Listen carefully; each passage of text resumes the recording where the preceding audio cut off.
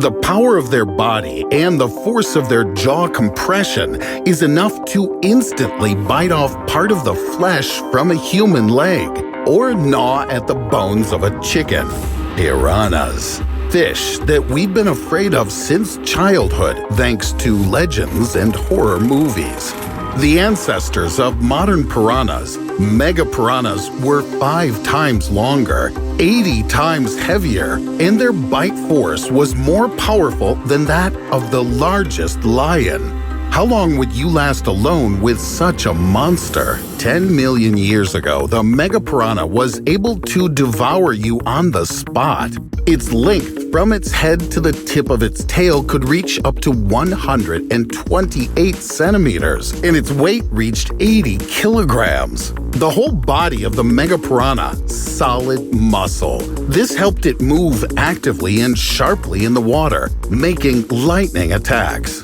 Its main weapons were powerful jaws and sharp triangular teeth. They were arranged in such a way that when the jaws were closed, they turned into a solid wall, something like a zipper on clothes, a fascinating sight that suggests that this is what the gate to hell would look like. The teeth had a triangular strong base, which allowed it to bite through shells. The bite force of the megapiranha reached 4,749 newtons. This is 10 times stronger than the bite of a lion, and twice as strong as the compression of the jaw of a great white shark. The power of a megapiranha was enough to contain a large bullfighting bull or 2 average lions with its teeth.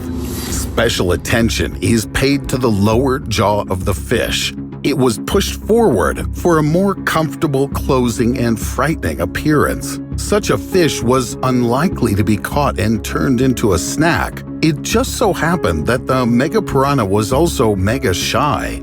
When coming across anything larger, one-on-one, the megapiranha in most cases swam away and did so as quickly as possible. But it was almost impossible to find one alone while walking along the river. To feel safe, they, like modern piranhas, huddled in groups and also attacked in a crowd. And they did so from the back. The megapiranha attacks were a theatrical performance. The flock swam around the victim for a long time until one, the most daring fish, decided to take a small bite. This bite was a test signal for the other fish, which made it clear how dangerous the potential victim was and whether it was possible to launch an attack. If there was no response, the fish attacked.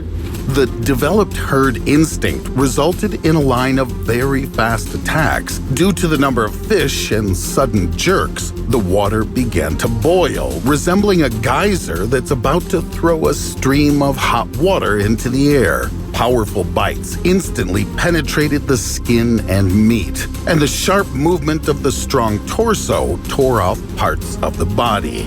The victim didn't have time to recover, because in almost no time, nothing remained of it. Megapiranhas attacked only if the victim moved noisily on the water or actively paddled. The same thing if the victim was bleeding. Megapiranhas had stronger senses than sharks. They only needed 1 drop of blood per 75 liters of water.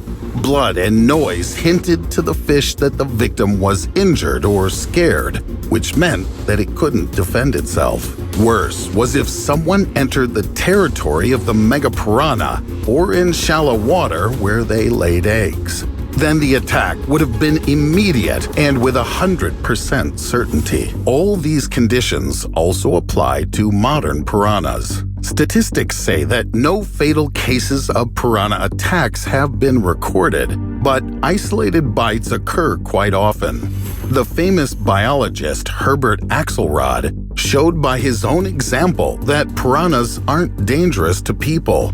He threw hungry fish into a pool and then climbed in with them. In the same program, the scientist investigated an incident from the 70s. Back then, in Brazil, a bus with passengers slid into the Amazon, and the people inside were eaten alive by piranhas. He even managed to talk to eyewitnesses. The bus fell into shallow water. This could provoke a piranha attack in order to protect their offspring. Imagine that you were sailing on a ship on the Amazon River, and suddenly your transport started to sink.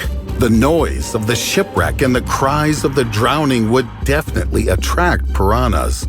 Flocks of fish would surround you from all sides. If you were injured, you'd probably be dead. Piranhas would instantly sense your blood and identify you as easy prey. Water would boil around you, and then numerous bites would follow. If you weren't injured, you would have a chance to survive. The main thing would be not to panic, not create unnecessary noise, and get out of the water as soon as possible. And when you found yourself on the shore and looked back at the drowning, you might think that nothing could save them from the deadly fish. But piranhas aren't at the top of the food chain, and they have enough enemies that could disperse the hungry flock from the drowning passengers. At the surface of the water, piranhas are regularly attacked by caimans. From the depths, they're hunted by freshwater dolphins, and from the air by herons and cormorants. The most unusual enemy of piranhas can be considered the freshwater mata-mata turtle. It belongs to the Chelidae family. Their weight can reach 15 kilograms and their length up to 40 centimeters. Its smooth movements underwater help it get as close to the piranhas as possible. Its triangular head, shell with growths, and skin texture provide a natural disguise. A long, strong neck allows the turtle to attack underwater at the same speed as a snake on land. The mata-mata also has a very wide mouth. This allows it to immediately grasp the whole fish with no chance of it getting free. Also, piranhas are regularly caught by fishermen who sell them to local restaurants. Piranha is a meaty piece of protein that can be used to make soup or be grilled on a banana leaf with tomatoes and lime. Being completely eaten by piranhas is only possible in extraordinary cases that have not yet been officially recorded. They can bite, cause damage, but not gnaw through to the bones of a living person. In any case, it's best to stay away from them. If you found this interesting, you can let us know in the comments about your favorite prehistoric monsters that you'd like to learn more about, and I'll definitely make a video about them. Thank you for watching, and see you soon.